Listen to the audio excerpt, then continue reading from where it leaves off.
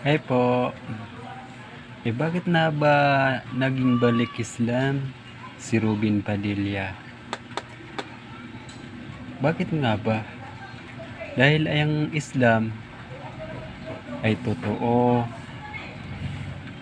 Alam niyo, sa kabilang buhay, maraming nakapunta doon na tao. Umiiyak, nalulungkot,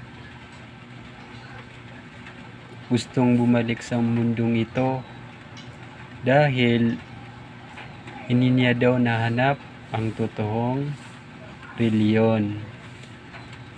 Malaki talaga ang pagsisisi niya sa sarili niya na hindi niya nahanap ang totoong reliyon.